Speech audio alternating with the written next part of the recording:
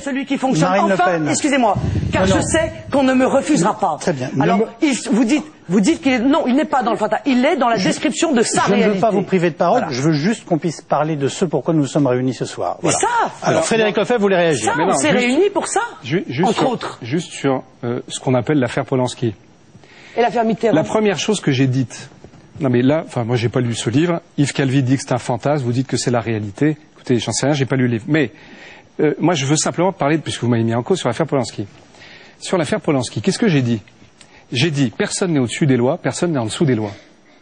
Et en l'occurrence, ce que j'ai reproché, c'est que qu'il y ait des faits reprochés à M. Polanski.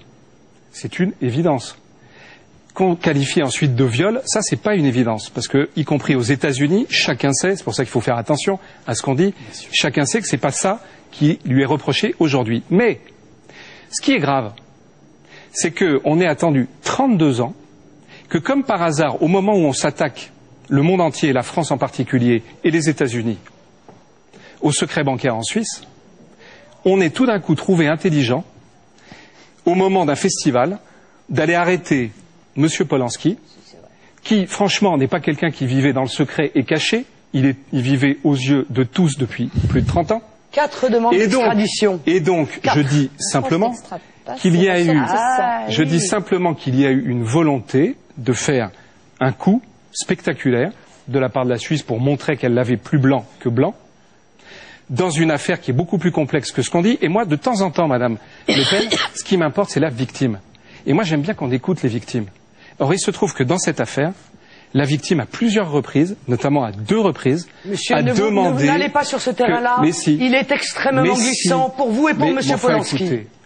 Parce que la victime, elle a témoigné. Elle a raconté les horreurs qu'elle a vécues.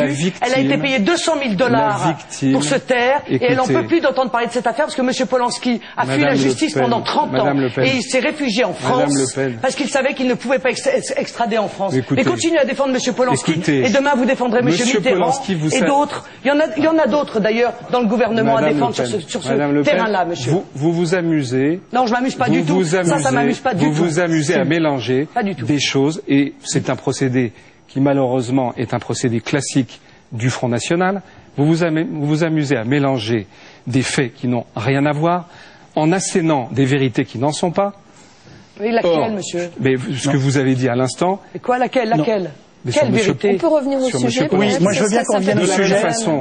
Par correction vis-à-vis de nos téléspectateurs. Vérifiable et absolument vrai, monsieur, je suis désolé. Vous l'avez dit, André Valigny, vous vouliez intervenir sur l'histoire de Polanski et voilà, et la préservation en France ou la protection en France de nos ressortissants. Est-ce que vous voulez dire quelque chose ou est-ce qu'on tourne la page et on passe à autre chose? Non, moi je vais dire ce que j'ai dit la semaine dernière, que